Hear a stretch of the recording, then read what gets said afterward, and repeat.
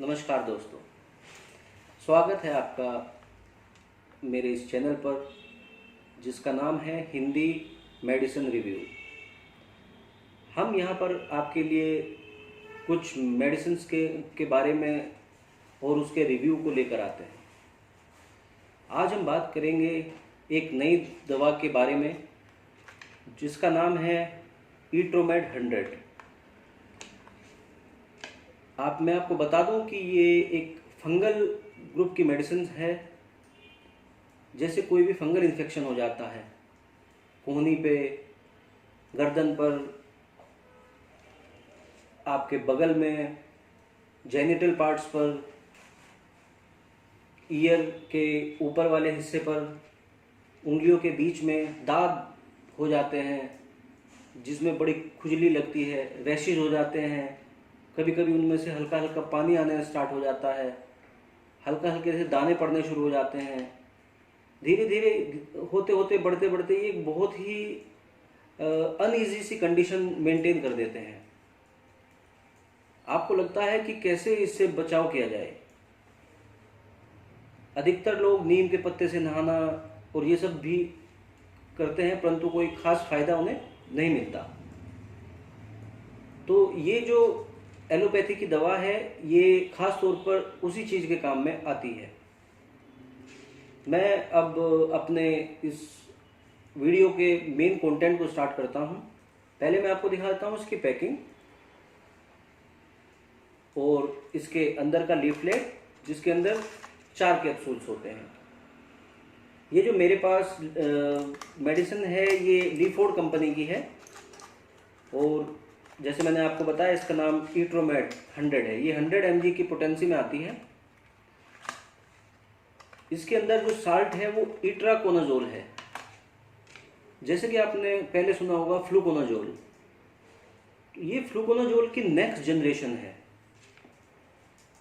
तो ये उससे भी अधिक प्रकार के स्किन के फंगल इन्फेक्शन को ट्रीट करने के काम आता है। ये उस फंगल को रोक कर उसको वहीं पे ख़त्म करने के काम में लाया जाता है। अब बात करते हैं इसके यूजेस के बारे में। ये दवाई 3 प्रकार से आती है, एक मुंह से लेने में, एक आईवी इंजेक्शन के रूप में और एक ऑइंटमेंट के रूप में यानी क्रीम के रूप में। जहाँ कहीं आपको रैशेज हो, दाग धब्बे हो, खुजली हो, खाज हो, खारिश हो, वहाँ आप इसकी ट्यूब भी लगा सकते हैं और इस गोली को, इस कैप्सूल को खा भी सकते हैं। इंट्रावीनस के लिए आपको किसी चिकित्सक के द्वारा ही लेना चाहिए क्योंकि वो उन्हीं के फील्ड का काम है। तो अब हम बात कर रहे थे इसके यूजेस के बारे में। तो इटाकोनाजोल 2 घंटे पहले या 2 घंटे बाद में लेना चाहिए, खाना खाने के या किसी एंटासिड टैबलेट के या किसी पीपीआई मतलब कि जो आपको एसिडिटी को रोकने के काम आता है, उस दवा के 2 घंटे पहले या 2 घंटे बाद में लेना चाहिए। अगर आप उसके साथ या उसी दौरान इसको ले लेंगे तो इसकी एफिशिएंसी कम हो जाएगी। इसे लेने का तरीका एक्चुअली इसके आपकी जो बीमारी है उसकी सीवियरिटी के ऊपर ज़्यादा होता है। आपका चिकित्सक इसको जिस हिसाब से आपको जो प्रेस्क्राइब करता है उसी के अनुसार आपको इसे लेनी चाहिए। आमतौर पर 1 कैप्सूल सुबह, 1 कैप्सूल शाम इसका डोज रेट है और कम से कम 7 दिन इसको लेना होता है। परंतु अगर आपको किसी और प्रकार का या कुछ ज़्यादा फंगल इन्फेक्शन है तो आपका चिकित्सक आपको सही परामर्श देके उसको आगे या पीछे कर सकता है। आप इसे बीच में ठीक होने के बावजूद भी इसके पूरे कोर्स को करें, वरना वो फंगल इन्फेक्शन रिलैप्स हो सकता है फिर दोबारा वो आ सकता है।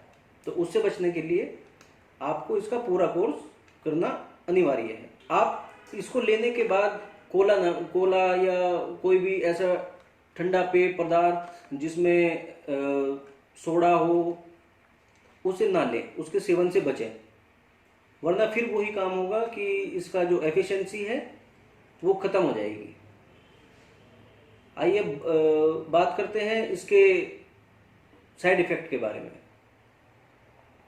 तो जैसा कि हर अंग्रेजी दवाई का साइड इफ़ेक्ट्स होता है, वही इसमें है। मेन रूप से नोज़िया, आपको बीमार होने की फीलिंग हो सकती है, उल्टी की फीलिंग हो सकती है, पेट भरा होने की शिकायत महसूस हो सकती है, कभी कभी डायरिया हो सकता है।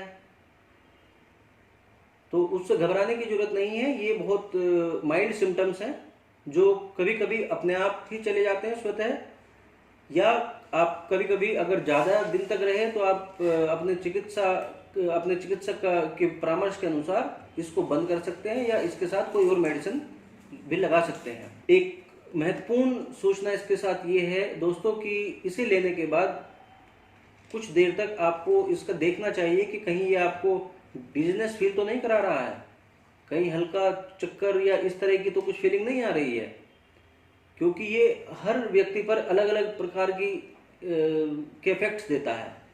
तो अगर आपको इसे लेने के बाद हल्के चक्कर महसूस हो रहे हैं तो आपको सावधानियां रखनी है व्हीकल चलाने में, बड़ी मशीनरी यूज़ करने में, या कोई ऐसे प्रकार का काम करने में जिसमें किसी खास कंसंट्रेशन की ज़रूरत हो। एक और ख़ास ध्यान आपको रखना है कि इसके साथ कभी भी आपको ओमेप्राजोल, पेंटाप्राजोल, रेबिप्राजोल इस तरह की दवाइयाँ लेने से बचना है, या अगर आप उसे लेते हैं या आपके डॉक्टर ने उसे प्रेस्क्राइब किया हुआ है तो उसके 3-4 घंटे बाद आप इसको लें, क्योंकि वो पेट का एसिड खत्म करने में काम आती है और ये पेट के एसिड से ही काम स्टार्ट करती है। अगर बात करें इसके और साइड इफ़ेक्ट्स के बारे में जो थोड़े सीरियस हो सकते हैं, वो कुछ लीवर पेशेंट्स में पाए गए हैं। एब्डोमिनल पेन जब बहुत सीवियरिटी के साथ हो जाता है तो थोड़ा सीरियस हो जाता है। आई और स्किन पे इसका थोड़ा प्रभाव पाया गया है। और डार्क यूरिन इसका एक मेन साइड इफ़ेक्ट पाया गया है जो थोड़ा सा दिक्कत देता है कि आपका पेशाब गाढ़ा पीला या थोड़ा सा ब्राउनिश की तरफ को जा सकता है।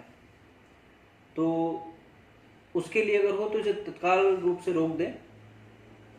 और अगर आपको हियरिंग प्रॉब्लम होने लगे या डिप्रेशन फील होने लगे तो तुरंत अपने चिकित्सक से इसके विषय में बात करें और उनसे इसके लिए कोई सुझाव मांगे कि भाई क्या मेडिसिन ली जाए इसके साथ या फिर क्या नहीं ली जाए। बात करें इसे कौन कौन ले सकता है। इसे जो माताएं बहनें हैं हमारी जो प्रेग्नेंट है उन्हें अवॉइड करना चाहिए या अपनी डॉक्टरी सलाह पर ही लेना चाहिए। जो अपने बच्चे को दूध पिलाती हैं माताएं बहनें उन्हें भी नहीं लेनी चाहिए, उनके लिए भी ये ठीक नहीं है। अब बात करते हैं इसके प्राइस के बारे में। तो दोस्तों जो मेरे हाथ में ये लीफोर्ड कंपनी की है ये 79 रुपीज़ की है, बट और बहुत सी कंपनीज की आती हैं जैसे सिप्ला हुई, रेनबैक्सी हुई और ऊँची ऊँची कंपनी की, उसमें उनका थोड़ा महंगा हो सकता है। तो वो आप अपने चिकित्सक के अनुसार या अपने फार्मेसी वाले के अनुसार जो आपको बेस्ट लगे वो आप कहीं से भी परचेज कर सकते हैं। ये हर जगह अवेलेबल है और बहुत अच्छा साल्ट है फंगल इन्फेक्शन के लिए। आज की वीडियो यहीं समाप्त करते हैं दोस्तों। अगर आपको अच्छी लगी वो जानकारी तो एक लाइक दीजिए। अगर आपको कुछ और बात, कोई सुझाव चाहिए, कोई विशेष इसके बारे में कुछ और जानकारी चाहिए तो आप नीचे कमेंट कर सकते हैं हमें। और प्लीज़ इस चैनल को सब्सक्राइब कीजिए ताकि मेरी आने वाली वीडियोस का नोटिफिकेशन आपको समय पे मिलता रहे।